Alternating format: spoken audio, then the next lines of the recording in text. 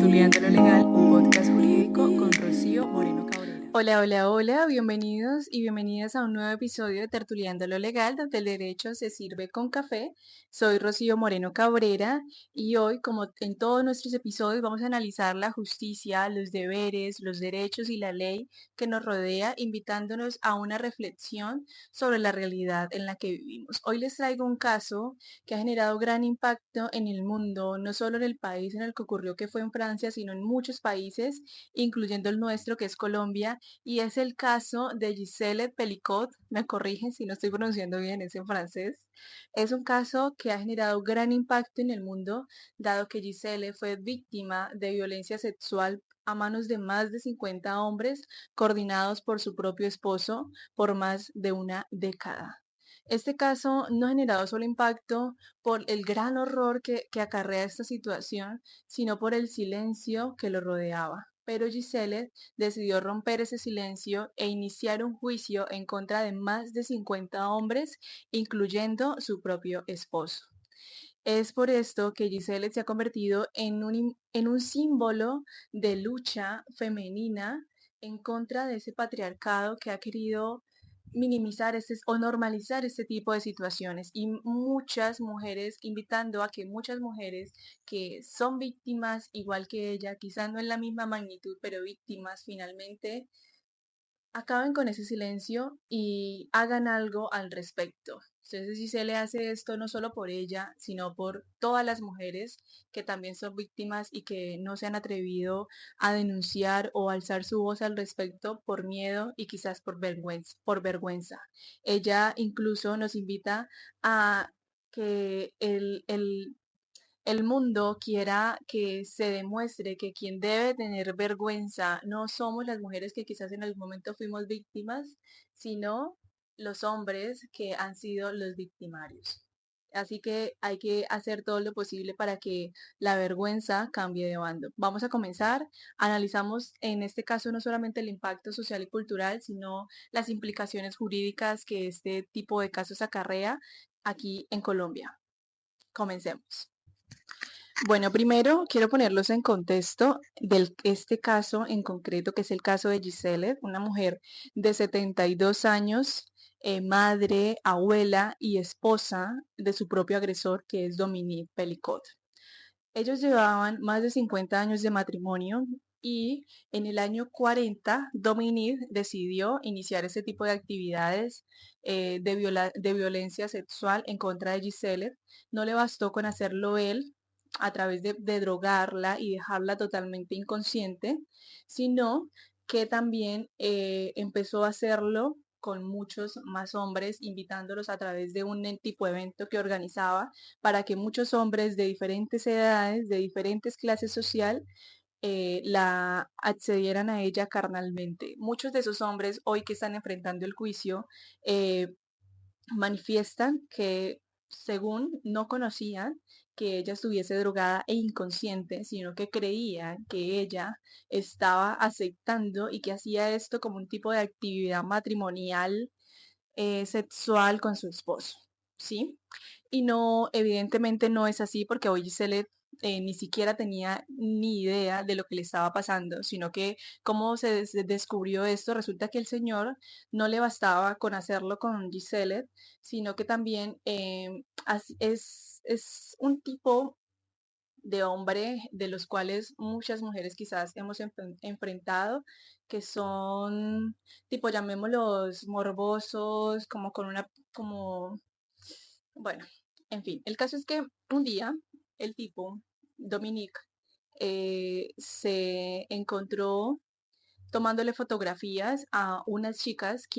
otras mujeres, quienes decidieron denunciarlo, y a través de esta denuncia fue que inició la investigación, donde se encontró diferentes videos donde se vio y se evidenció los diferentes momentos en los cuales Giselle había sido violada, no solo por él, sino por muchísimos otros hombres. quienes aún unos no se reconocen y quienes otros ya se encuentran en juicio. Fue gracias a esos videos que el mismo Dominique guardó en su computadora que se descubrió este tipo de violación. En esa misma computadora se encontraron fotos de su misma hija, de sus nueras, a quienes él manifiesta no haberles hecho nada. Hasta el momento solo ha aceptado que cometió este tipo de violación en contra de su propia esposa, a quien en juicio le pidió perdón. Bueno, en efecto, una vez Giselle descubrió esto, porque eso era algo que ella no conocía, según las manifestaciones que ha hecho, apenas lo descubrió, decidió alzar su voz, decidió iniciar un juicio, decidió renunciar al anonimato y enfrentarse a más de 50 hombres. Acabar, esto lo hace ella con no solo la intención de hacer justicia por algo tan horrible que le pasó, sino también para motivar a mujeres no solamente en su país, sino a nivel mundial, que sufren ese tipo de violencia, a que también alcen su voz, a que también denuncien, a que también hagan algo al respecto y no permitan que por vergüenza,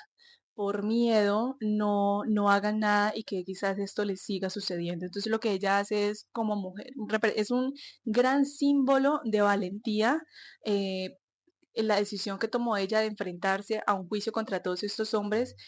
invitando a que las mujeres también lo hagan, demostrándoles que no están solas y que hay maneras de parar con este tipo de situación. Bueno, ahora vamos a tocar un poco el aspecto legal, ¿sí? En Francia se define la violación como la coacción, violencia o sorpresa para acceder cuando se accede carnalmente a una persona, y el caso de Giselle, según como lo he manifestado en el juicio, se considera sorpresa por el hecho de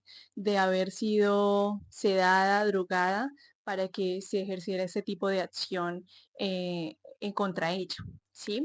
En el caso de Giselle, hay un punto a favor por su principal agresor, quien hoy aceptó los cargos, claramente estratégico, porque cuando una persona acepta cargos, no solamente eso pasa aquí en Colombia, eh, tiene ciertos, llamémosles, beneficios, ¿sí? Como aquí en Colombia aplica como la disminución de la pena, ¿sí? Cuando tú aceptas cargos. Y hay unos de ellos que han manifestado, como ya también lo indiqué, lo comenté anteriormente, hay hombres que en este juicio han dicho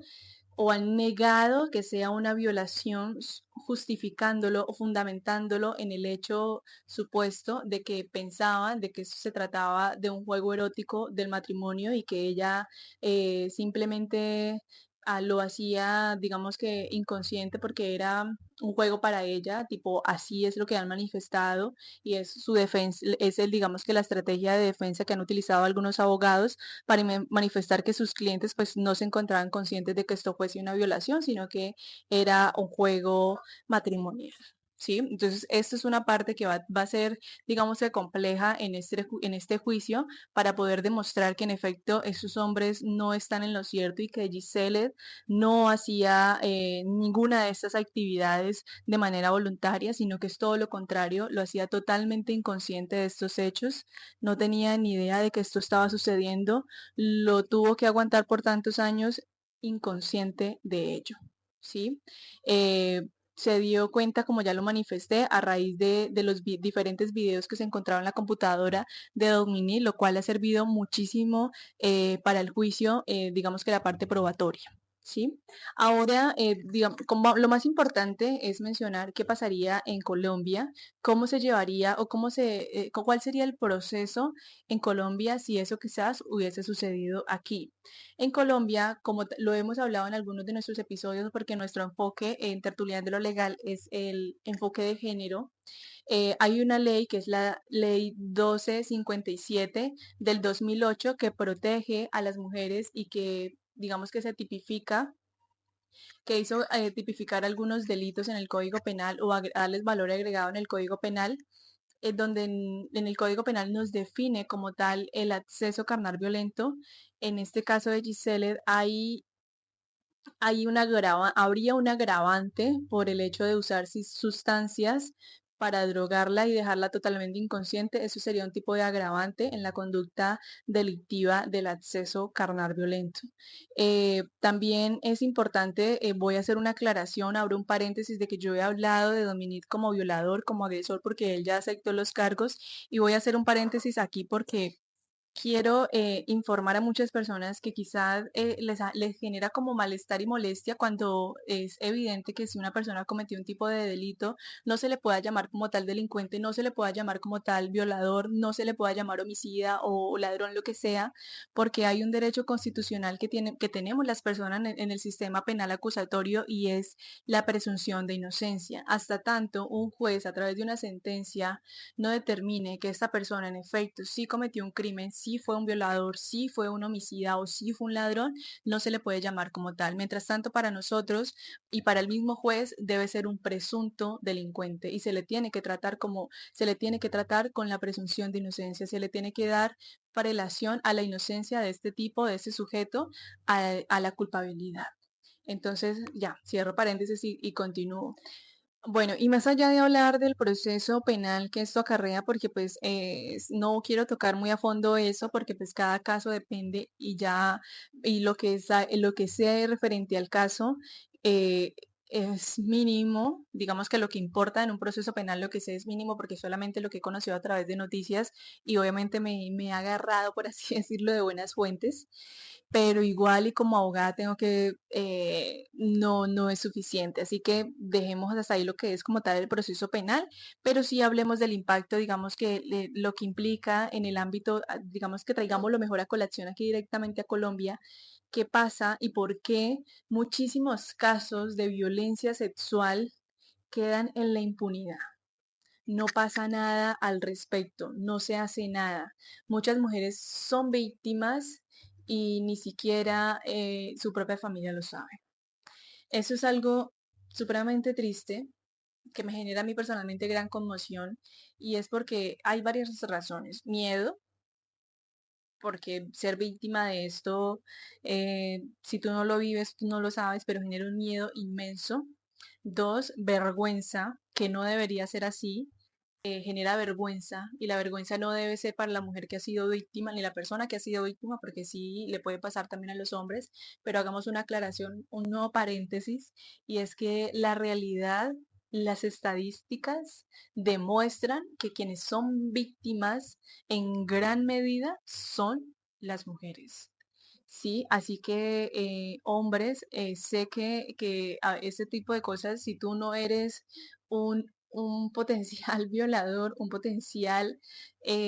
criminal de tipos de delitos de violencia sexual, o sea, excelente que no lo seas, pero no debería causarte una molestia que se hable de los hombres en general, sino que si en efecto no lo eres, debería darte tranquilidad y deberías también luchar porque esas mujeres que hacen parte de tu vida se sientan tranquilas y que sepan que hay hombres que de verdad merecen la pena y que hay hombres que no van a ser un potencial violador. Así que, por tanto, es supremamente importante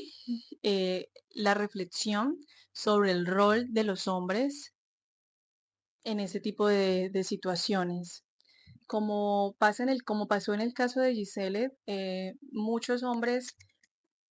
quizás no hicieron partícipe del acceso, de la violación como tal, pero sí eran conocedores de que esa situación se estaba llevando a cabo. Sí, porque como mencioné, Dominique, el esposo de Giselle, hacía como una especie de eventos, por ende convocaba a muchas personas y muchas de esas personas, a que a pesar de que no participaban, conocían de esa situación, conocían de ese tipo de eventos que se llevaban en contra de Giselle. Es decir, muchos hombres conocían de esta situación y de una u otra manera eso los hace cómplice. Entonces, al tú ser cómplice, también eso está tipificado en el Código Penal y también podrías pagar una, una pena por esto. Sí, entonces, y no más allá de la pena que puedas pagar por esto o el delito en el que estés incurriendo por ser cómplice, socialmente eso tiene una implicación grandísima y es que se normaliza este tipo de conductas. Todavía hay un chip social de que las mujeres estamos todavía en una posición jerárquica inferior al hombre y que por ende quizás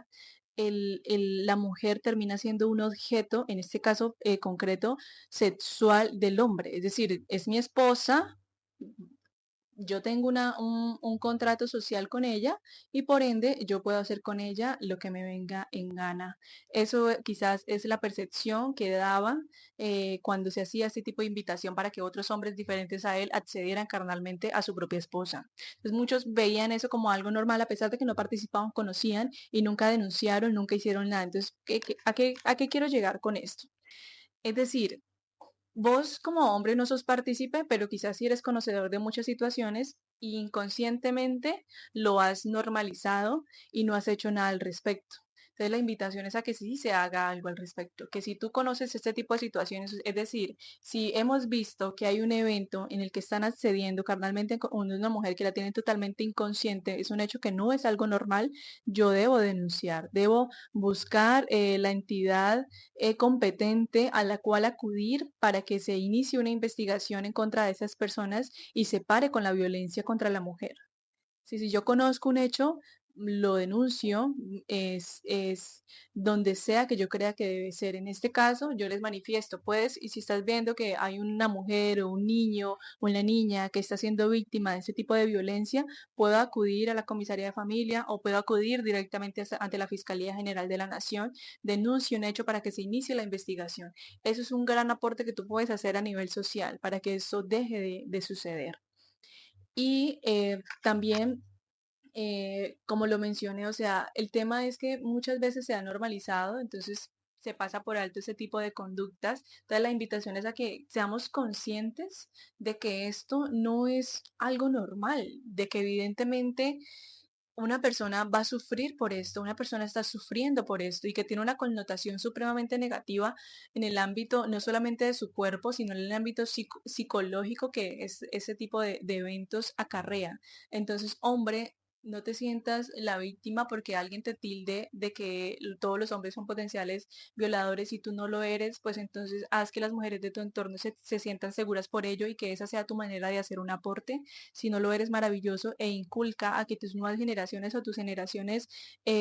que te contigo, que deje eso de suceder y que vean que esto no es normal y que las mujeres no somos un objeto social de ninguno, de ninguna. Así que esa es la invitación a que se haga algo. E igualmente, mujeres, esto no es normal, ni que lo haga tu esposo, ni tu novio, ni tu amigo, ni tu familiar, ni nadie. Ese tipo de situaciones, si alguien accede hacia ti a través de una violencia sexual, sabes que hay todo una, una ley que te Bueno, protege. y ya para cerrar, quiero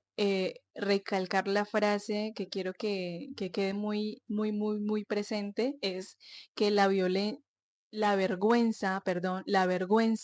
debe cambiar de bando. Es decir, que se quede muy claro de que aquí quien debe tener vergüenza frente a estos actos tan atroces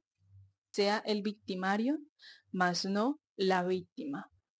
Dejar de presente que si bien es cierto que tanto la víctima como el victimario puede ser un hombre o una mujer, la realidad nos está mostrando que en su mayoría las víctimas son las mujeres y que los victimarios son los hombres. Y esto demuestra que socialmente, que todavía como sociedad se ve a la mujer muchas veces como un objeto en este caso particular sexual. Y eso tiene que erradicarse, eso tiene que cambiar. Así que mujeres víctimas, la invitación es a que busquemos la manera de erradicar eso, utilicemos las herramientas jurídicas que tenemos para hacer justicia y que sí hay, eso que está escrito en el papel sí puede funcionar, así que hagamos que esto funcione, busquemos las herramientas y hagámoslo. Y la invitación nuevamente pues a los hombres,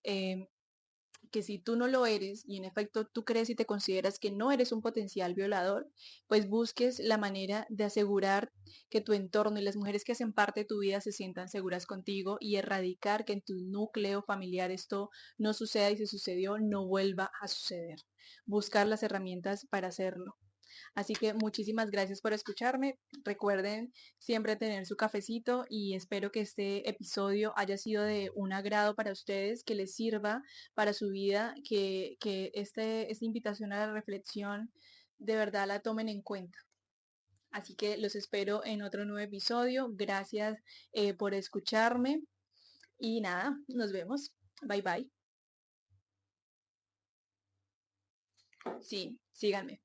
y suscríbanse a mi canal. Ya vamos a estar publicando todos nuestros episodios en Spotify, así que les estaré mostrando el link aquí abajo también de nuestra cuenta de Spotify para que nos sigan, se suscriban, nos escuchen, nos Tertuliando lo reproduzcan Legal, y un nos podcast ayuden en todo jurídico, esto de los donde el derecho se sirve